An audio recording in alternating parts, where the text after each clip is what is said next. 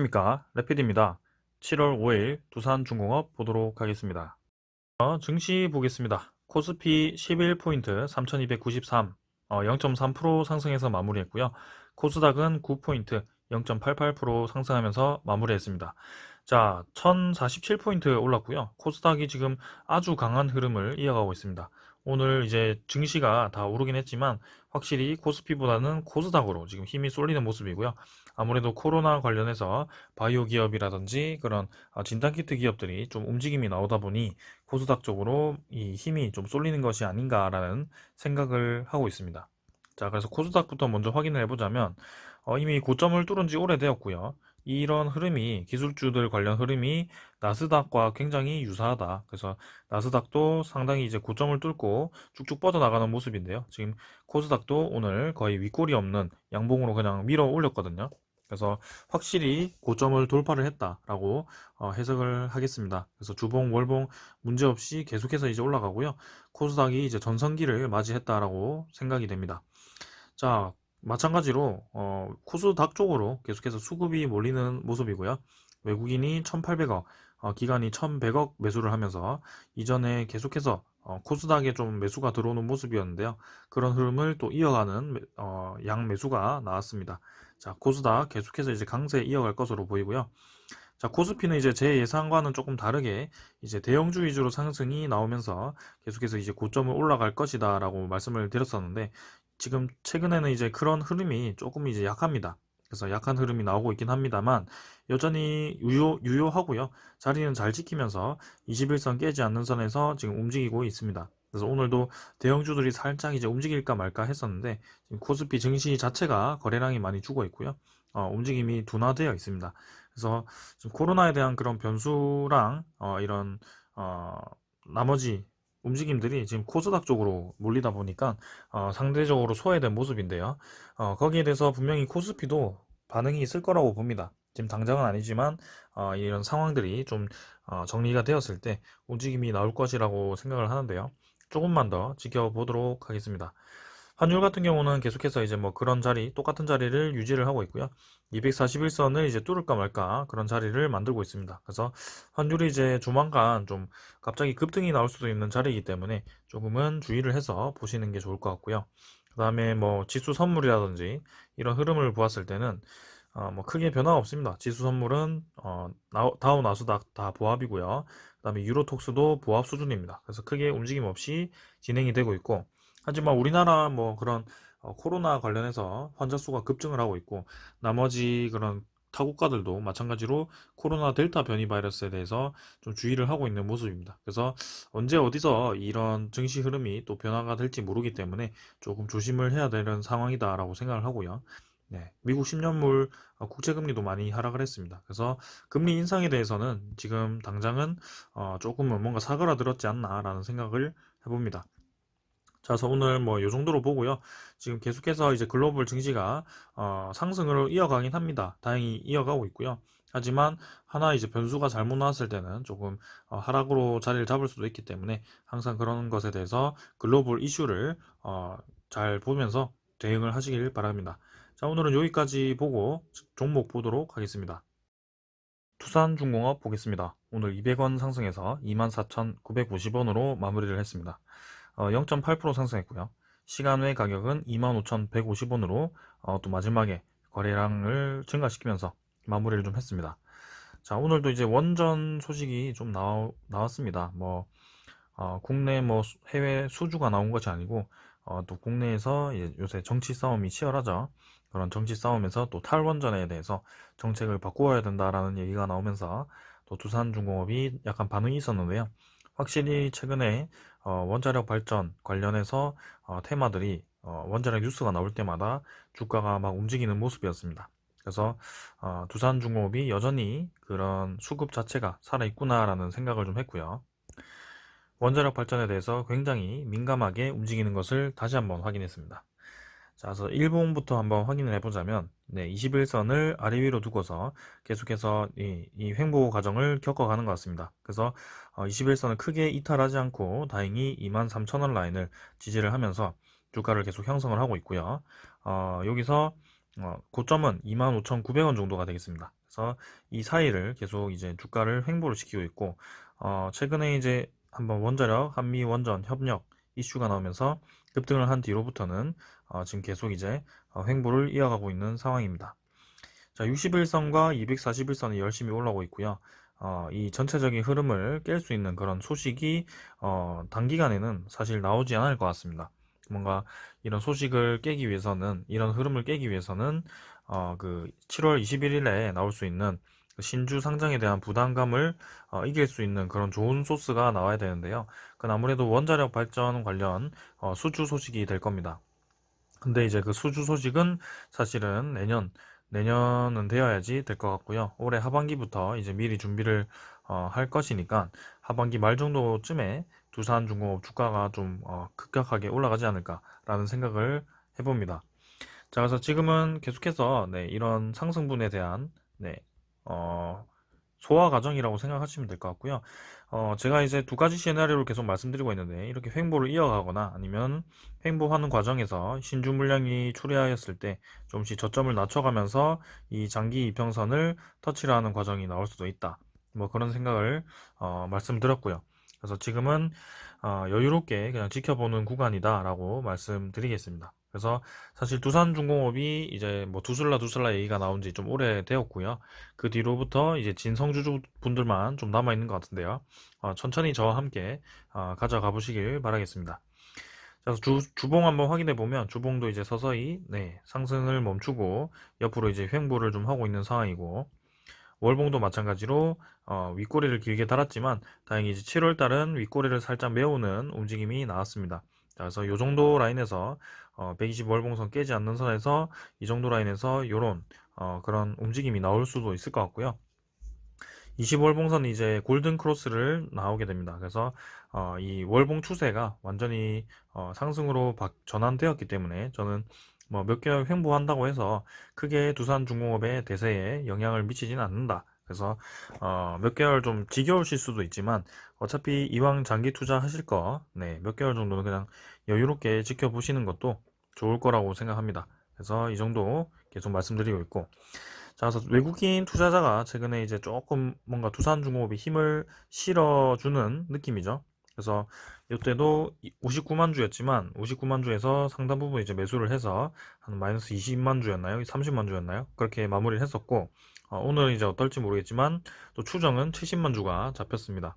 그래서 외국인 투자자가 최근에 이제 두산중공업을 좀 매수를 하고 있는 모습이고요. 주 매수 세력이었던 연기금은 사실 6월 달 들어서는 별로 매수를 하지 않고 있어요. 그래서 거의 뭐 관망하고 있다라고 보시면 될 것 같고요. 연기금 지분이 꾸준히 이제 늘어서 한 5% 정도까지 증가를 했다라고 생각을 하는데, 일단은 더 이상은 매집을 하고 있지는 않습니다. 자, 그래서 두산중공업 일단 뭐 차트는 이 정도로 확인하고요. 공매도 잔고 한번 확인을 해보도록 하겠습니다. 최근에 이제 공매도 잔고가 계속해서 늘어나가지고 두산중공업 입장에서는 사실 주가 상승에 부담스러울 수밖에 없는 그런 상황이었는데요. 유의미한 데이터가 나왔습니다. 지금 네, 오늘 드디어 공매도 상환이 대량 상환이 진행이 되었고요. 1,700만 주에서 1,400만 주로 하루 만에 이제 300만 주가 상환이 좀 되었습니다. 그래서 이때 이제 100만 주 100만 주죠. 네, 100만 주 매수가 들어왔을 때 외국인이 공매도 상환을 상당히 많이 진행을 한 것으로 보이고요. 지금 이렇게 급격하게 공매도가 줄어든 것은 저는 굉장히 좋은 소식이다라고 보여지고요. 공매도 거래 자체가 100만 주 미만으로 계속 진행이 되고 있습니다. 자, 그래서 계속해서 이제 상환이 좀 진행되어서 1000만 주 아래까지 떨어진다면 두산중공업이 제 생각과는 다르게 네, 횡보를 일찍 끝내고 조금 더 올라갈 수도 있겠다라는 생각을 할 수 있겠습니다. 자, 그래서 우리가 원자력 이슈에 대해서 지금 과소평가를 할 수도 있으니까요. 그 원자력 소식이 계속해서 꾸준히 나와준다면, 실제로 이제 뉴스케일 파워 관련해서 SMR 계약이 빠르면 올해 말부터 진행된다고 해가지고 그 전부터 이제 주가가 반응을 할 수도 있습니다.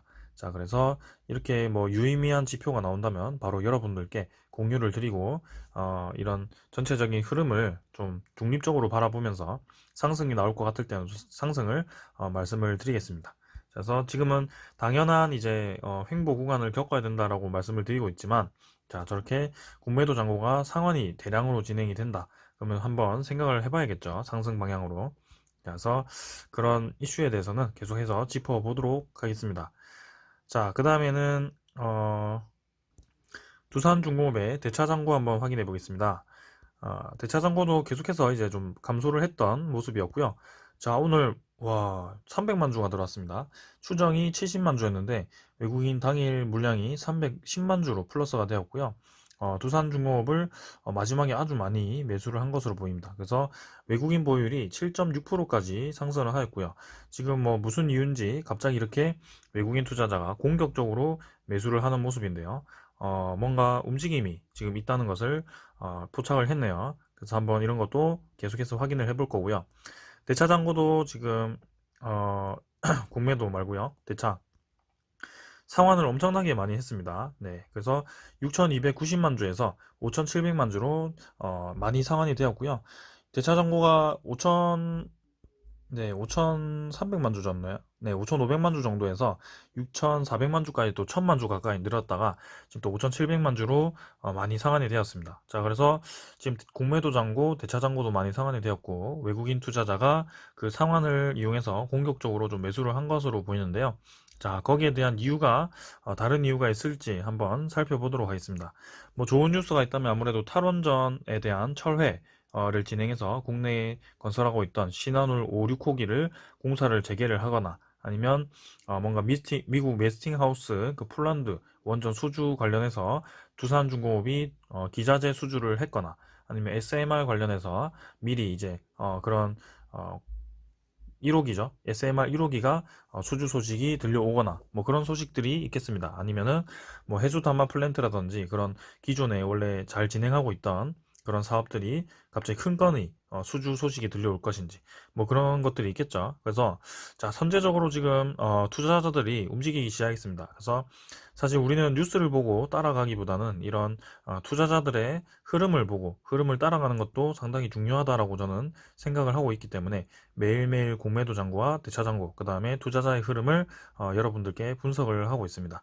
자, 그래서 오늘은 공매도 대차 잔고가 많이 상환이 되었고 외국인 투자자가 실제로 지금 여기 나와 있는 투자자 말고 실제로 엄청 많이 들어왔다. 오늘 310만 주를 플러스로 하면서 두산중공업을 쓸어 모았다라고 해석을 하고 네, 넘어가도록 하겠습니다. 자, 무슨 이유일까요? 좀 의미 있는 데이터가 나왔습니다. 자, 그래서 오늘은 뭐 제가 준비한 소식은 원전 소식은 아니고요. 자, 다쓴 배터리도 다시 보자. 포스코, 두산중공업 등 600조 폐배터리 시장 정조준 이렇게 나왔고요. 폐배터리 관련해서 재생하는 그런 시장이 앞으로 계속 커질 거라고 합니다. 그래서 이전에도 두산중공업이 이 폐배터리 사업을 한다고 제가 말씀을 드렸었고요. 거기에 대해서 다 넘어가고 이제 두산중공업에 대한 소식만 여러분들께 전해드리도록 하겠습니다. 그래서 최근에 배터리 2차전지 관련해서 이제 앞으로 배터리들이 많이 쓰일 건데요. 그게 이제 삼성 SDI, LG 에너지 솔루션, SK 이노베이션 등 네, 세 가지가 이제 국내에서 가장 잘 나가는 회사고요. 나머지 해외사들도 지금 자동차 기업들이 그 배터리 사업을 준비를 하고 있습니다. 거기에 따라 이제 앞으로 모든 전기차, 전기버스, 뭐 나머지 그런 선박 이런 것들이 뭐 굴착기 같은 것도 있죠. 그런 게 이제 다 배터리를 이용을 할 텐데 그 배터리가 이제 한 사이클을 돌았을 때 그게 이제 폐배터리로 나오게 되었을 때 재활용을 하는 게 상당히 네, 원가 절감도 되고 중요할 겁니다. 그거를 이제 두산중공업이 그 사업에도 이제 실제로 뛰어들었고요. 그 기술을 이제 가지고 있다고 하죠. 그래서 모르시는 분들을 위해서 다시 한번 얘기를 드리자면 폐배터리에서 화학재를 사용하지 않고 탄산 리튬을 회수하는 기술 개발에 성공을 했다고 합니다. 이 리튬 회수를 하는 게 상당히 핵심이고요. 이 2차 전지의 핵심 소재가 리튬입니다. 그래서 이 탄산 리튬을 회수를 하게 되면 배터리로부터 이런 소재를 회수를 하니까 아무래도 새로운 배터리를 만드는데 원가 절감도 되고 아주 좋은 기술이죠. 그래서 올해 하반기부터 1,500톤을 처리할 수 있는 설비 실증을 거쳐서 본격적으로 사업화에 나설 방침이고요. 두산중공업 부사장은 이제 이번 기술 개발로 광산 등 자연에서 리튬을 채굴하는 방식보다 온실가스 발생량을 대폭 줄이고 자원을 절약할 수 있는 친환경 처리 기술을 확보하게 되었다. 그래서 2029년 19,000톤 규모로 급증이 예상되는 국내 폐배터리 재활용 시장을 적극 공략해 나가겠다라고 말을 했죠. 그래서 지금 뭐 수소 에너지뿐만이 아니고 원전 에너지, SMR 에너지, 그 다음에 뭐 세수 담수화 플랜트, 뭐 3D 프린팅, 뭐 여러 가지가 있습니다. 그 다음에 풍력 에너지. 근데 거기에다가 이제 2차 전지, 배터리, 폐배터리 재활용까지 사업을 진출한다고 합니다. 그래서 지금 뭐 무궁무진하거든요. 두산중공업이 신사업들이 무궁무진하기 때문에 사실 가치로서 우리가 어떻게 평가하기가 굉장히 어렵습니다. 그래서 아무래도 이미 두산중공업은 반등을 시작했다라고 평가를 하고 있고요. 월봉상으로는 어디까지 올라갈지 사실 저도 목표가를 딱 정하기가 어렵습니다. 그래서 이런 투자자들이 선제적으로 들어오는 움직임과 그런 전체적인 사업 흐름들을 제가 여러분들께 설명을 드리고 그걸 참조하셔서 투자를 하시면 좋겠습니다. 자, 두산중공업 저는 아주 지금 순항을 잘 하고 있다고 생각하고요. 생각보다 이 조정 기간을 오래 가지지 않을 수도 있겠다라는 생각이 오늘 딱 들었습니다. 그래서 앞으로 추후에 어떻게 움직임이 나올지 계속 한번 분석을 할 텐데요. 일단 7월 21일에 나올 6,600만 주에 대해서는 좀 부담스럽게 작용을 할 수가 있기 때문에 거기에 대해서는 한번 주의 깊게 보도록 하겠습니다. 자, 오늘은 여기까지 하고 마무리하겠습니다. 감사합니다.